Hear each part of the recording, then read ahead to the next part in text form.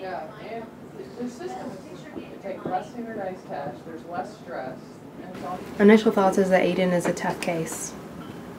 We haven't seen a student with his combination of learning difficulties in a really long time. And when a student has the types of learning difficulties that Aidan has, it can also lead to some behavior problems because he really just doesn't know what to do.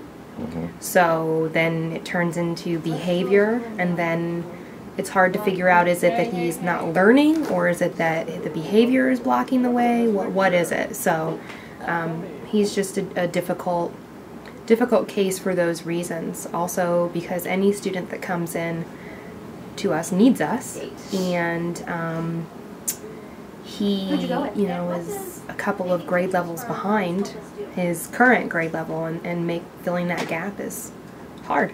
To go. Okay, you're going to use your words to make me picture in my mind. So what should I picture?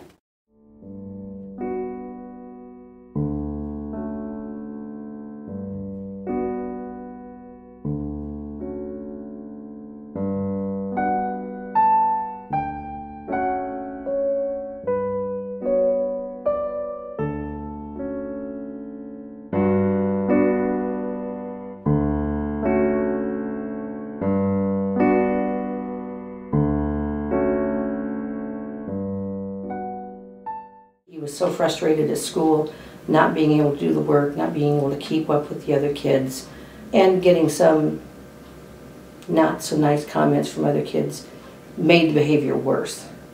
You know, because he just didn't understand sometimes what he was supposed to do. And not that he didn't hear it, but his brain just could not translate those words into action to do what he needed to do.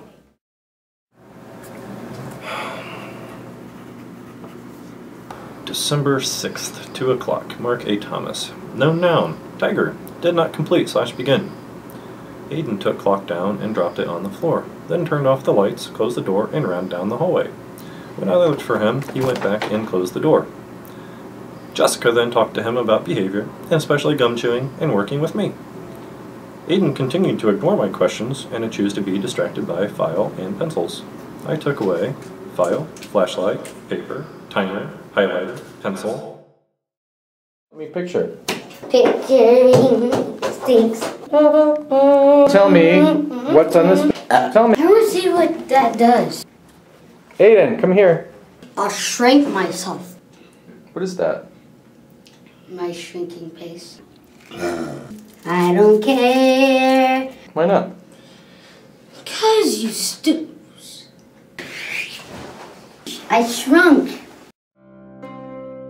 Seconds before I coaxed him down. It's like someone's gonna walk in. It didn't faze me in the least. I just didn't want his aunt coming in there. Never have trenches meant so much. I mean, like some students, you can say, oh, I'm in the trenches, and you're like, but with Aidan, it is like going to war every single day. Yes. He did eat his pre-session checklist, so that's okay. We need to make a new one. We got to the end of one little 10-minute section. He hadn't gotten squat done. I mean, he's like, I stayed in my seat. And he was aware of that. He was aware that that was one of his goals, and while he didn't accomplish any of the other ones, he stayed in his seat. It's huge. So we'll just keep fighting the fight. It'll be worth it in the end.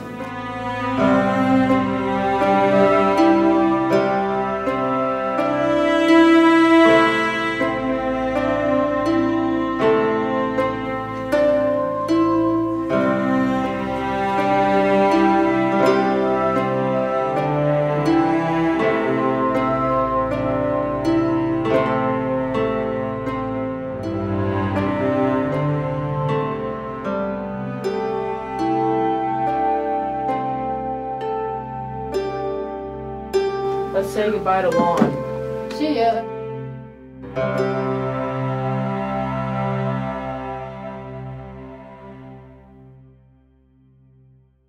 I have definitely, since he's been here, seen an improvement in his attitude coming away from school, and the fact that he's learning how to do things, and it makes him feel better about himself. Now, I can do this, Grandma. We did that. And he's really excited when he shows you his stars. The skills that I see, the words that I'm hearing him read, the way he's able to spell, the way he's able to count backwards and forwards, it's amazing. He couldn't do any of that when he started.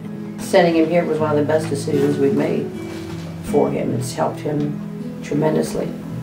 It's made a big difference in him. I think it's going to be a lot easier for him in school now that he's able to help himself and do the work better.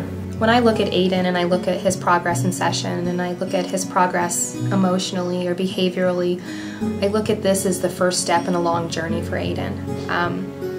I don't know what his future holds. I know that he will leave the center with more skill than he entered with more ability to be successful than he was before, and to me that means his future is limitless.